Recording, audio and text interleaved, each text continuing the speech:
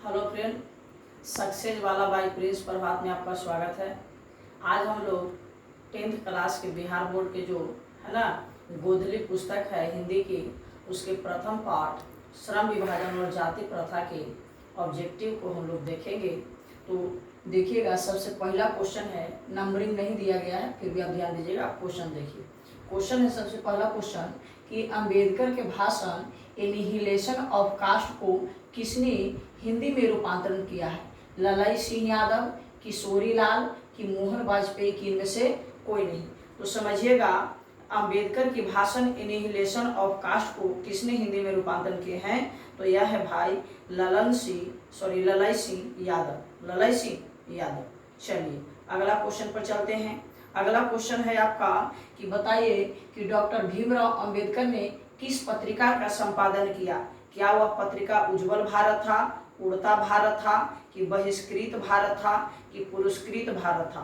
तो वह था भाई आपका बहिष्कृत भारत। क्या था? बहिष्कृत भारत। अगला क्वेश्चन देखिएगा, अगला क्वेश्चन है आपका कि अंबेडकर का जन्म किस परिवार में हुआ था? तो अंबेडकर का जन्म, क्या उनका जो है से जन्म ब्राह्मण परिवार में हुआ था, क्षत्रिय परिवार में हुआ था कि दलित परिवार में हुआ था कि कायस्थ परिवार में हुआ था? तो भीमराव अंबेडकर का जो जन्म है भाई, यह जो है से दलित परिवार में हुआ था। किस परिवार में हुआ था? दलित परिवार में। चलिए अगला क्वेश्चन देखिएगा। अगला क्वेश्चन है कि आधुनिक सभ्य समाज श्रम विभाजन को आवश्यक क्यों मानता है ना? तो जो आधुनिक सभ्य समाज है, यह श्रम विभाजन को आवश्यक क्यों मानता है, से बताना है। तो क्या यह कार्य कुशलता के लिए, भाईचारे के लिए कि रूढ़िवादिता के लिए कि इनमें से कोई नहीं? तो जो है से आधुनिक सभ्य समाज जो है से श्रम विभाजन के लिए आवश्यक है, क्योंकि ये इसमें कार्य कुशलता के लिए। किसके लिए बाबू? कार्य कुशलता के लिए। चलिए अगला क्वेश्चन देखिए। अगला क्वेश्चन है कि आर्थिक पहलू से भी जाति प्रथा है, यानी आर्थिक पहलू से भी जाति प्रथा क्या है? लाभदायक है कि हानिकारक है कि अनुकूल है कि इनमें से सभी है? तो आर्थिक पहलू से भी जाति प्रथा, तो जाति प्रथा जो है बाबू यह हानिकारक है। जाति प्रथा क्या है? हानिकारक है। आप हमेशा इस बात को याद रखिएगा। चलिए अगला क्वेश्चन है कि श्रम विभाजन और जाति प्रथा पाठ बाबा साहेब के किस भाषण का संपादित अंश है? यानी किस भाषा का संपादित अंश है, यानी कहाँ से लिया गया है? तो बताना है आपको, क्या यह the caste in India their mechanism से लिया गया है कि जेनेसिस एंड डेवलपमेंट से लिया गया है कि एनिहिलेशन ऑफ कास्ट से लिया गया है कि हु इज क्षुद्राज से लिया गया है? तो यह लिया गया है भाई एनिहिलेशन ऑफ कास्ट से। यह कहाँ से लिया गया है? एनिहिलेशन ऑफ कास्ट से। चलिए अगला क्वेश्चन देखिए। अगला क्वेश्चन है कि डॉक्टर भीमराव अंबेडकर का जन्म कहाँ हुआ था? बताना है आपको, क्या यह जो है से इनका जन्म महू में जो मध्य प्रदेश में पड़ता है वहां में हुआ था कि गोरखपुर उत्तर प्रदेश में पड़ता है वहां में हुआ था कि डुमराव जो बिहार में वहां पड़ता है हुआ था कि दानकुनी पश्चिम बंगाल में वहां में हुआ था? तो इनका जो जन्म है यह महू मध्य प्रदेश में हुआ था। चलिए अगला क्वेश्चन देखिएगा। अगला क्वेश्चन है कि भारतीय संविधान के निर्माण में महत्वपूर्ण भूमिका किसकी थी? तो भारतीय संविधान के निर्माण में महत्वपूर्ण भूमिका क्या महात्मा गांधी की थी, राजगोपालचारी का था कि ज्योतिबा फूले की थी कि भीमराव अंबेडकर की थी? तो महत्वपूर्ण भूमिका थी डॉक्टर भीमराव अंबेडकर की। चलिए अगला क्वेश्चन देखिए। अगला क्वेश्चन है कि लेखक बेरोजगारी का प्रमुख और प्रत्यक्ष कारण किसे मानते हैं? बेरोजगारी का मेन कारण क्या है, से बताना है। तो क्या अशिक्षा को, जनसंख्या को कि जाति प्रथा को कि उद्योग धंधों की कमी को? तो मेन जो है से जाति प्रथा को इन्होंने माना है। किसे माना है? जाति प्रथा को। चलिए अगला क्वेश्चन देखिए। अगला क्वेश्चन है कि निम्नलिखित रचनाओं में से कौन सी रचना डॉक्टर भीमराव अंबेडकर की है? चलिए हम आपको इसमें एक ट्रिक बताते हैं, है ना, कि डॉक्टर भीमराव अंबेडकर की कौन कौन सी रचना है। तो देखिए सबसे पहले है बाबू द कास्ट इन इंडिया। तो देखिए इसमें आ जा रहा है कास्ट। क्या रहा है? कास्ट। तो कास्ट यानी जाति ना, तो जाति लिखे हैं डॉक्टर भीमराव अंबेडकर, तो उन्हीं का है। आगे द अनटचेबल्स। ये बाबू टच, टच मतलब होता है छूना, टच मतलब छूना, तो छुआछूत, तो छुआछूत के बारे में कौन लिखे थे? डॉक्टर भीमराव अंबेडकर, तो यह भी हो जाएगा। आगे हु आर क्षुद्राज, ए बाबू क्षुद्राज के बात होते, क्षुद्राज यानी क्षुद्र ना, तो क्षुद्र जाति से कौन बिलोंग करते थे? डॉक्टर भीमराव अंबेडकर। तो यह भी हो जाएगा, अर्थात इनमें से सभी। ऑप्शन क्या हो जाएगा? डी। चलिए अगला क्वेश्चन देखिए। अगला क्वेश्चन है कि the caste in India their mechanism किनकी रचना है? तो द कास्ट, देखो बाबू यहाँ क्या लगल है? कास्ट लगल है। तो जैसी कास्ट की बात हो जाए तो यह किनकी रचना हो जाएगा? डॉक्टर भीमराव अंबेडकर की। चलो आगे चलो। अगला क्वेश्चन है बाबू कि डॉक्टर भीमराव अंबेडकर का जन्म कब हुआ था? तो डॉक्टर भीमराव अंबेडकर का जो जन्म है यह हुआ था 14 अप्रैल 1891 को। 14 अप्रैल 1891 को। आगे देखिए अगला क्वेश्चन है कि अंबेडकर के दृष्टि में भाईचारे का वास्तविक रूप कैसा होता है?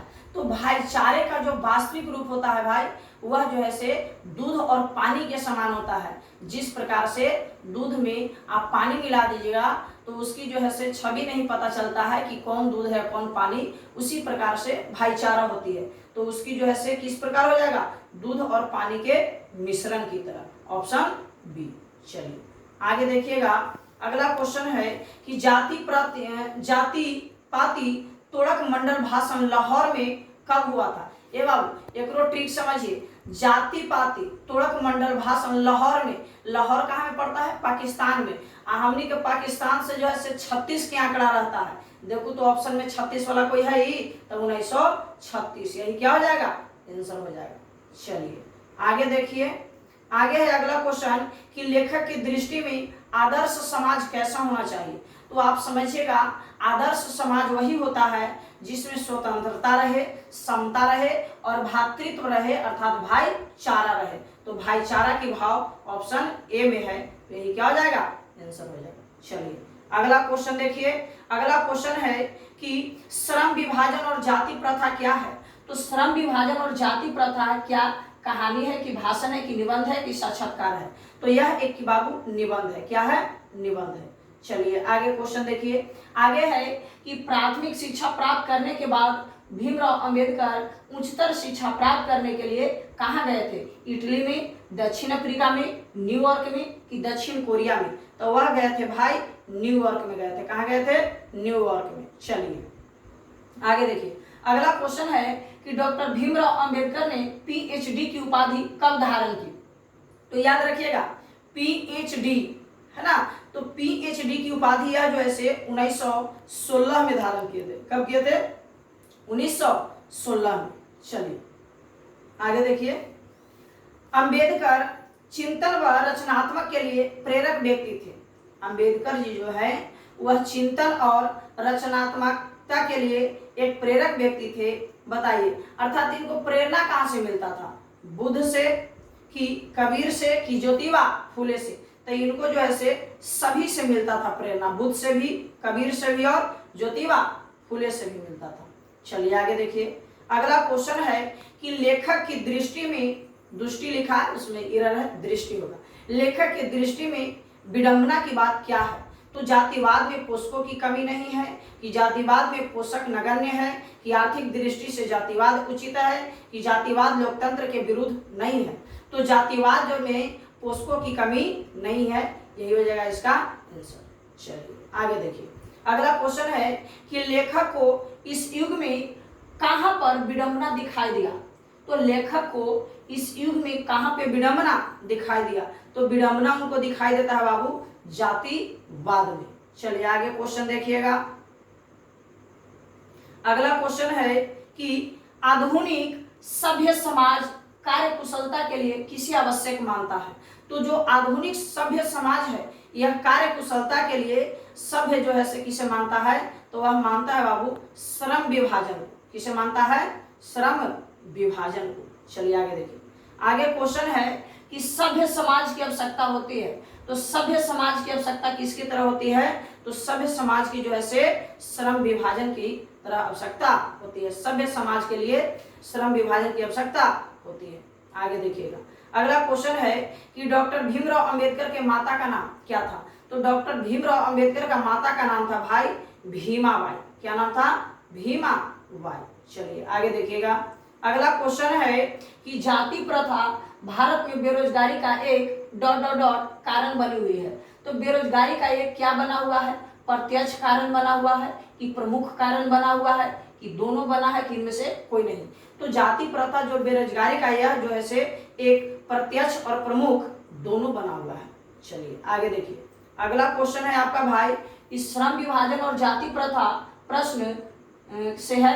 अच्छा इसमें चले देखिएगा, श्रम विभाजन और जाति प्रथा के लेखक कौन है? तो श्रम विभाजन और जाति प्रथा के लेखक कौन है? तो वह है डॉक्टर भीमराव अंबेडकर, जिनको हम लोग बाबा साहब भीमराव अंबेडकर भी कहते हैं।